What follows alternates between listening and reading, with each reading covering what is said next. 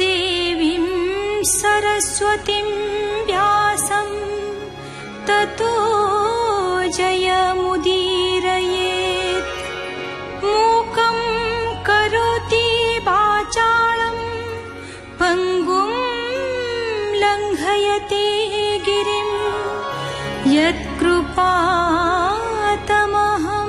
वन्दे परमानन्दमाधवम्। ଅଣାୟତ୍ତ ହୋଇ ବତ୍ସା ସହିତ ଗୋପ ବାଳକ ମାନେ ଅଘାସୁରର ଗର୍ଭରେ ପଶି ଯାଇଛନ୍ତି। ସେମାନଙ୍କୁ ରକ୍ଷା କରିବାକୁ କୃଷ୍ଣ ତା ମୁଖ ମଧ୍ୟରେ ପଶିଛନ୍ତି। ଶ୍ୱାସରୁଦ୍ଧ ହୋଇ ସେ ମରିଛି। ତାର କରାଳ ଗ୍ରାସରୁ ମୁକ୍ତ ହୋଇ ଗୋପ ବାଳକମାନେ ବର୍ଷକ ପରେ ଆସି ବୃନ୍ଦାବନରେ କୌତୁକରେ କହିଛନ୍ତି ଯେ ଆଜି ସେମାନେ ସର୍ପ ଗର୍ଭରୁ ଉଦ୍ଧାର ପାଇଛନ୍ତି। ପରୀକ୍ଷିତ ପଚାରୁଛନ୍ତି, ମଝିରେ ବର୍ଷେ କାଳ କେଉଁଠି କେମିତି ବିତିଲା? ରାଜା ଉବାଚ ଭୋ ମୁନି ତୁତ ପୁଣ୍ୟ ଚେତା ହରିବ ଏ ମୋହର ଚିନ୍ତା। ଆବର କଥା ଏ ସଂଶୟ ଭୋ ମୁନି ବର ମୋତେ କହ। ଅଘା ଜୀବନ ଦେହୁ ଛାଡ଼ି ଗଗନ ପଥେ ଥିଲା ଉଡ଼ି। ସେ କେହ୍ନେ ବାହୁଡ଼ି ଅଇଲା ଗୋବିନ୍ଦ ଶରୀରେ ପଶିଲା। ଏବେନି କଥା ଅଗୋଚର ବିଚାରି କହ ମୁନି ବର। ସୁଖ ଉବାଚ हरि सेवक शिरोमणि सुण श्री भागवत वाणी।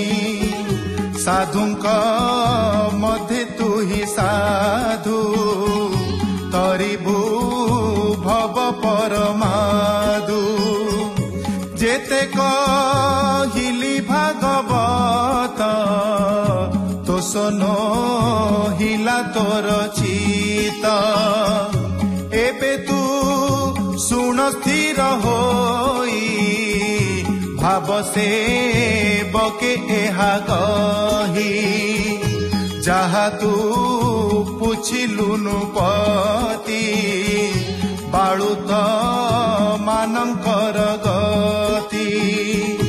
अघार जीवन मोक्षण आग कहिबा ताहा सुण।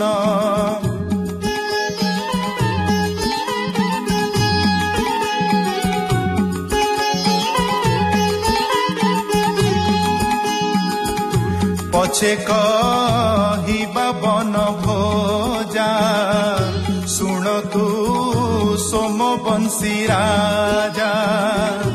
अघार मुखे देव हरि कंठरे रहिले आबोरी।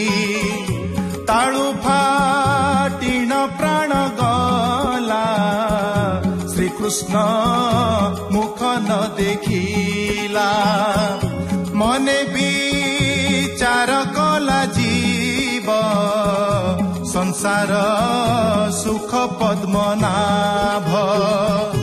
एहार श्रीचरण धरी भगु शंकर गले तरी। मोहर आने किस कार्य ऐसे दे बाधि देवराज।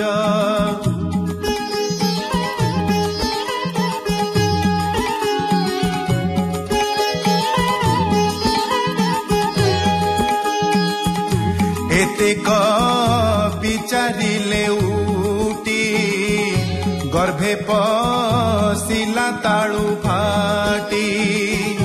चाहिला श्रीकृष्णर मुख तेजिला भव भय दुख।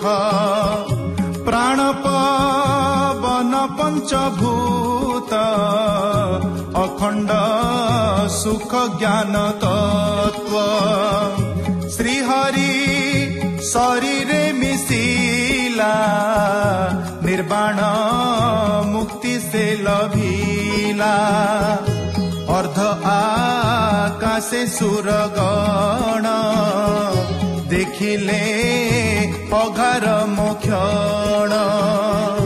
ब्रह्मलोकरु ब्रह्मा आसी ସନକ ଆଦି ବ୍ରହ୍ମ ଋଷି।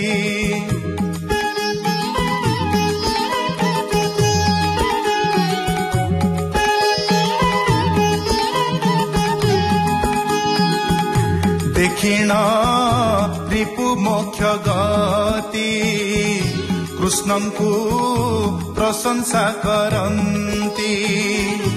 ବସିଣ ହଂସ ବାହନରେ ଚତୁର୍ବଦନେ ସ୍ତୁତି କରେ। ପିତା ଦେଖିଲେ ବୃନ୍ଦାବନ କାଳିନ୍ଦୀ ସକଳ ପୁଲିନ। ମନେ ବିଚାରେ ବେଦପତି ଦେଖିବେ ପୁଅଙ୍କର ଗତି। ଅନ୍ତର ହୋଇ ନ ରହିଲେ ଶୁଣ ରାଜନ ଏହା ଭଲେ। ମରଣୁ ତରି ଗୋପ ବାଳେ ମିଳିଲେ ଯମୁନାର କୂଳେ। ନିର୍ମଳ ଦେଖି ବାଲି କୁଦ ଶ୍ରୀକୃଷ୍ଣ ହୋଇଲେ ଆନନ୍ଦ। ଗୋପାଳ ପୁଅଙ୍କୁ ଅନାଇ ବୋଲନ୍ତି ପ୍ରଭୁ ଭାବଗ୍ରାହୀ। ଅନ୍ନ ଭୋଜନ ବସି କର ପଞ୍ଚପରାଣ ହେଉ ସ୍ଥିର। ବେଳ ହିଁ ହେଉଛି ଉଛୁର କ୍ଷୁଧାଏ ଦେହ ଥରହର। ମରଣୁ ଉବୁରିଲ ଆଜ ପେଟ ପୁରୋଇ ଅନ୍ନ ଭୁଞ୍ଜ। ତୁମ୍ଭ ମନକୁ ଯେ ଯୋଗାଇ ହସି ବୋଲନ୍ତି ଭାବଗ୍ରାହୀ।